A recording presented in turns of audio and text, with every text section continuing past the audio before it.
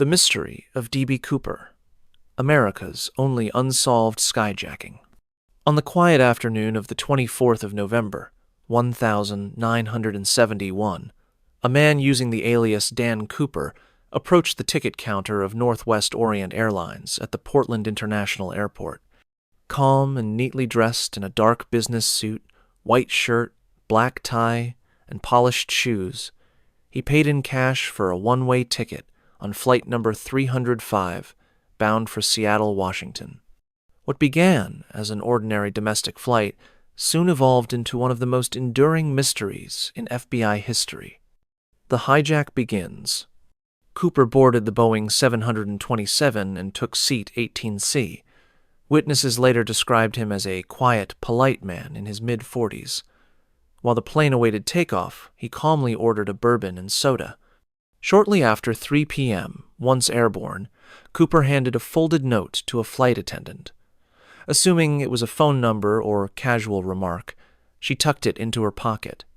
Cooper leaned in and whispered, "Miss, you'd better read that. I have a bomb." Shaken, the flight attendant opened the note. It stated that Cooper had a bomb in his briefcase and instructed her to sit beside him. She complied, and when asked to see the bomb, Cooper opened his case to reveal a tangled mass of red cylinders and wires enough to convince her it was real. The demands. Cooper then dictated a note to the captain via the flight attendant.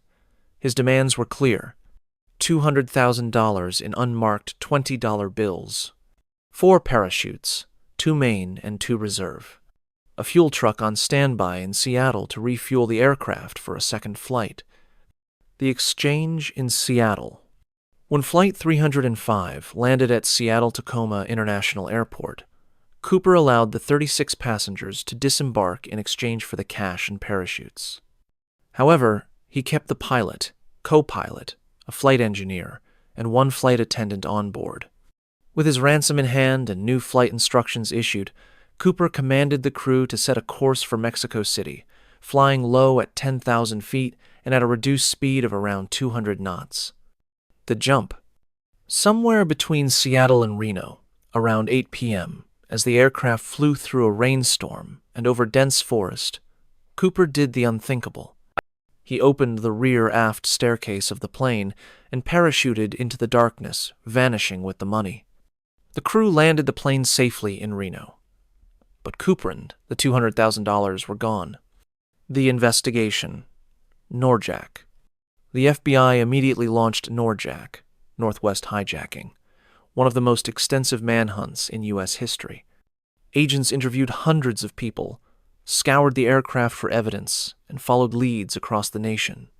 Over 800 suspects were considered, but by the 5-year anniversary, only about 2 dozen remained of interest.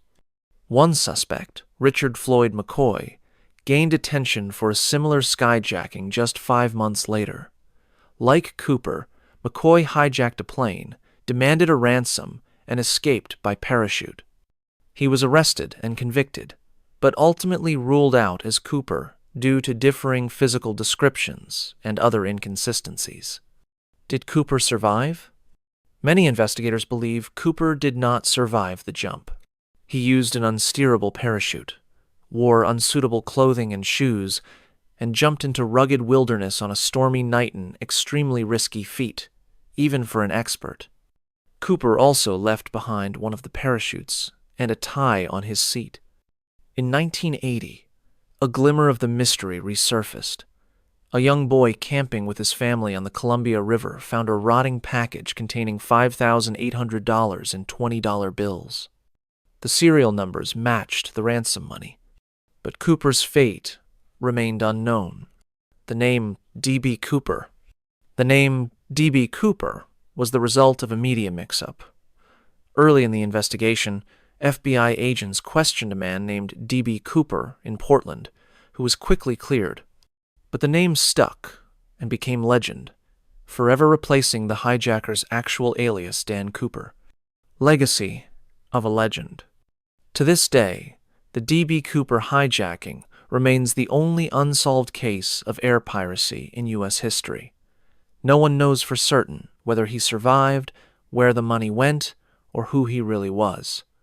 Law enforcement, amateur sleuths, and conspiracy theorists continue to search for answers. But the man in the black suit, with a bourbon in his hand and a parachute on his back, disappeared into the stormy night and into legend.